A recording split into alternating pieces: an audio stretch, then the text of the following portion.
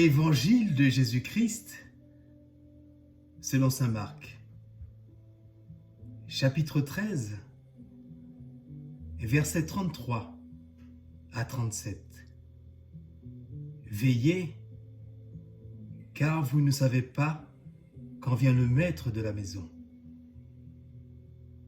En ce temps-là, Jésus disait à ses disciples, « Prenez garde, restez éveillés, car vous ne savez pas quand ce sera le moment. » C'est comme un homme parti en voyage, en quittant sa maison. Il a donné tout pouvoir à ses serviteurs, fixé à chacun son travail, et demandé au portier de veiller. Veillez donc, car vous ne savez pas quand vient le maître de la maison, le soir, ou à minuit, ou au chant du coq, ou le matin. S'il arrive à l'improviste, il ne faudra pas qu'il vous trouve endormi.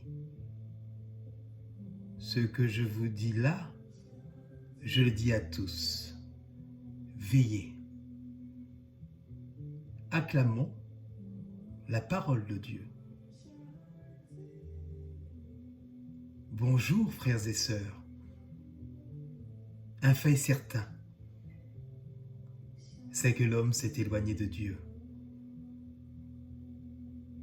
Il s'est écarté de ses chemins, il s'est endurci, nous révèle le prophète Isaïe. Et cela l'est encore aujourd'hui. Dieu n'a plus la place qu'il devrait avoir dans nos cœurs, dans notre monde. L'homme s'est détourné de lui, et ce faisant, dit encore Isaïe, il s'est desséché, il s'est égaré. Il a préféré s'appuyer sur lui-même, sur ses propres forces, toujours fragiles, plutôt que de s'appuyer sur Dieu, comme si cela était plus solide et plus sûr pour lui. Pourtant, saint Paul nous le rappelle, le Christ est la grâce nécessaire pour nous faire tenir fermement debout et pour demeurer ainsi sans reproche. Le Christ est toujours ce qu'il y a de plus solide, car sa parole est nourriture.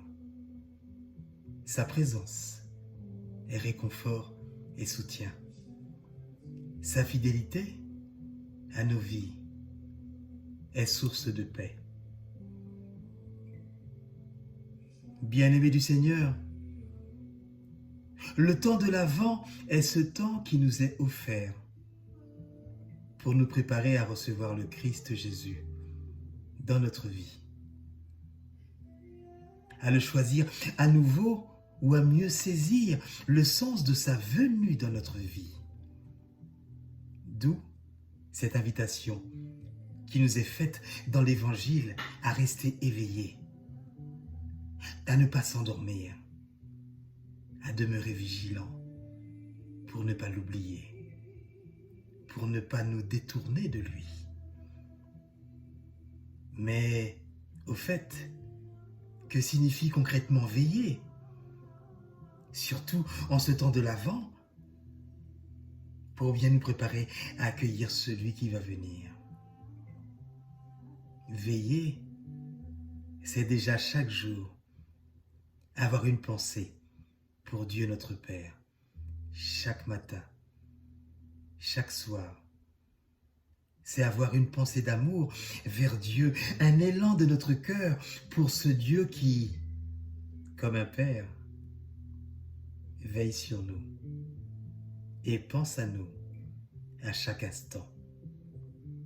Essayons de revenir à lui pour demeurer alors sans cesse sous son regard d'amour.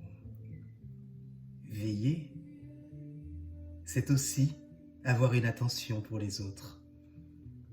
Car chaque fois que nous faisons quelque chose au service des autres, chaque fois, c'est au Christ que nous le faisons, comme nous l'avons entendu dimanche dernier.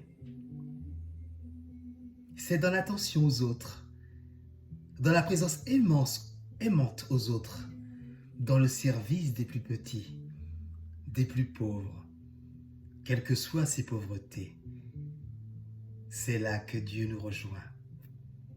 C'est là que nous le rencontrons. Mes chers amis, en ces temps plus difficiles pour beaucoup de nos concitoyens, eh bien nous sommes invités à redoubler d'efforts pour les soutenir, pour les aider d'une manière ou d'une autre. Notre attention aux autres est notre chemin d'épanouissement, notre chemin de salut. Veiller, ce peut être aussi s'accorder quelques lectures édifiantes et nourrissantes, comme telle vie de saint ou de sainte qui nous encourage, qui nous tire vers le haut en aidant à ne pas nous endormir, à ne pas nous ramollir dans notre quête de Dieu, dans notre quête de sens.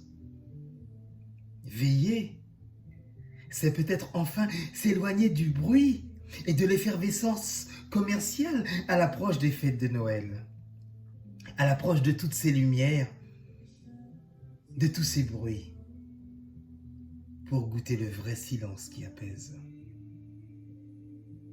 Il s'agit alors, dans ce silence intérieur, d'ouvrir nos oreilles à la parole de Dieu, qui est une parole de vie, qui s'offre à nous chaque jour.